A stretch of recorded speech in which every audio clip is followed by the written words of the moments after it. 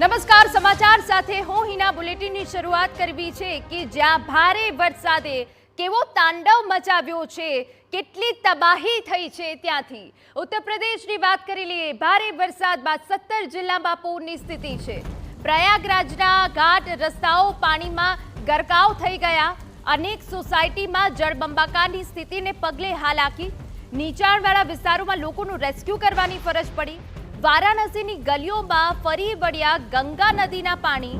ગંગાની પણ જળ સપાટી વધી છે, તેના કારણે જે આસપાસના વિસ્તાર છે ત્યાં પાણી ફરી વળ્યા છે. દેશના અનેક રાજ્યોમાં વરસાદી કહેર યથાવત છે.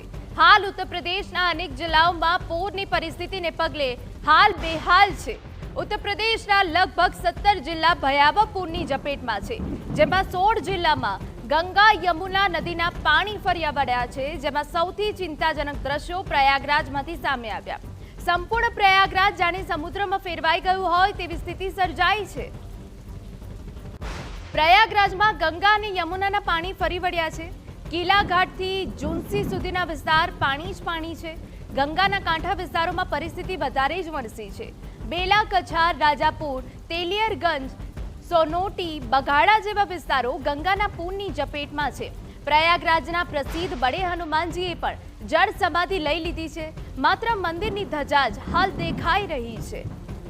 પ્રયાગરાજના અનેક મકાનોમાં પૂરના પાણી ફરી વળ્યા છે. અનાજ અને ઘરવખરીને મોટા પાયે નુકસાન પહોંચ્યું છે. કરજણ પુલ અને શંકર ઘાટ પાસેના કેટલાક મકાનો તો સંપૂર્ણપણે પૂરના પાણીમાં ગરકાવ થઈ ચૂક્યા છે. નીચાણવાળા અનેક વિસ્તારોમાંથી લોકોનું સ્થળાંતર કરી તેમને રાહત કેમ્પમાં ખસેડવાની ફરજ પડી છે. તો પાણીમાં ફસાયેલા લોકોની મદદે એનડીઆરએફની ટીમ પહોંચી હતી અને તેમને ફૂડ પેકેટ્સનું વિતરણ કરવામાં આવ્યું હતું. વારાણસી શહેરમાં પણ છેલ્લા કેટલાક દિવસથી જોવા મળી રહેલી હાલાકી યથાવત છે.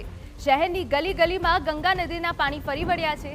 ગંગાની સતત વધતી જળસપાટી વચ્ચે તંત્ર એલર્ટ મોડમાં છે, પરંતુ આ પરિસ્થિતિએ સ્થાનિકોની ચિંતા વધારી દીધી છે.